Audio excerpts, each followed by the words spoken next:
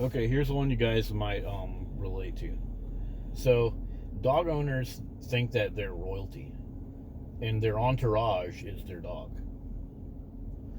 So, dog owners don't have a good spatial awareness. They don't have a good understanding of like the harmony that's going on around them.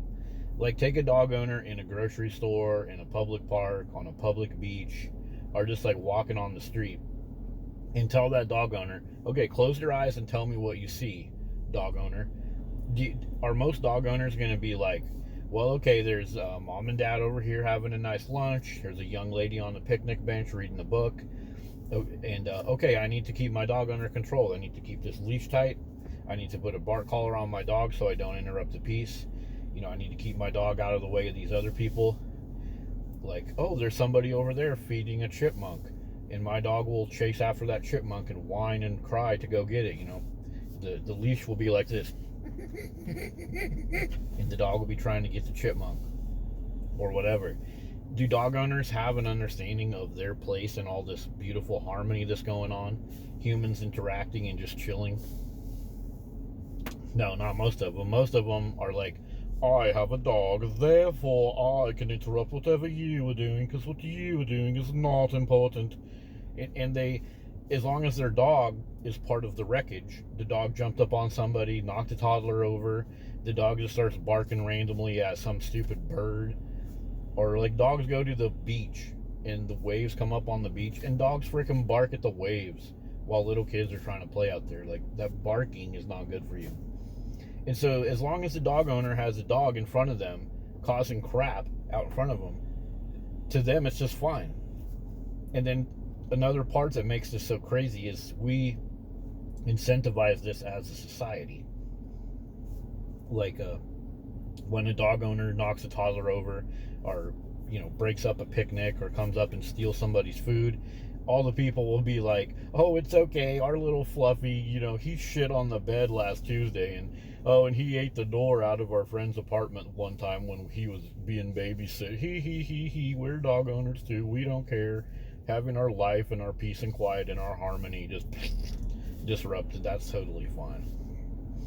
So this whole lack of spatial awareness, this no care about the harmony that they're living in, no understanding of how their dog interrupts that.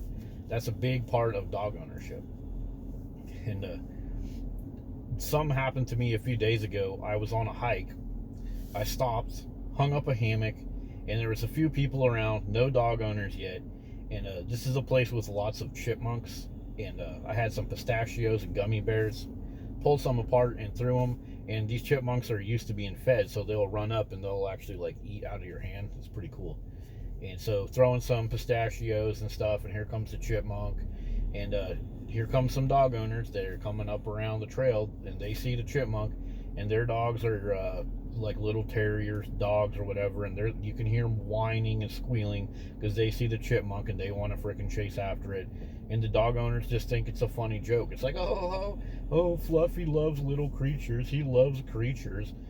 No, the dog doesn't love creatures. The dog wants to get his freaking jaws around the neck of the little chipmunk and shake it to death, And so that's an example of these dog owners walk up and they see these chipmunks and they see other people, like other people were watching me too, and enjoying the way these chipmunks act.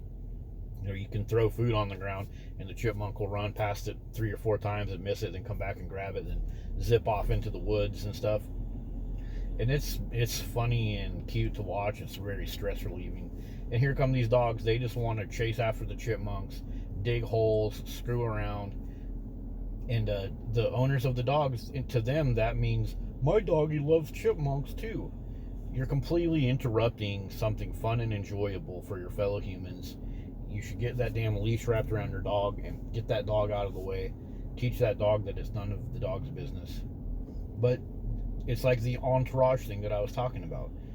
In the back of their mind, they know it's wrong to interrupt what other people are doing. But as long as their dog is doing it for them, it's like, oh, my dog is guiding me into interrupting you, so it's okay, because I have an entourage.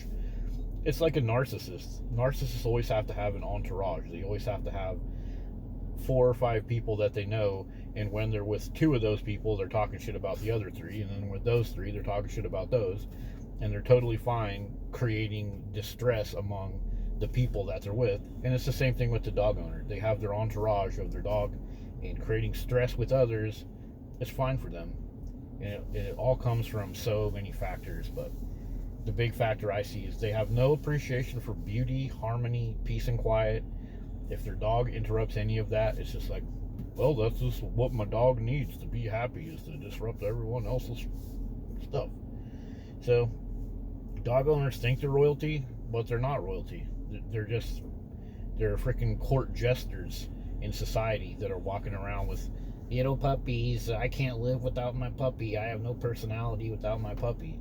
That's what they are. They're just a bunch of court jesters that everyone else has to freaking pay for.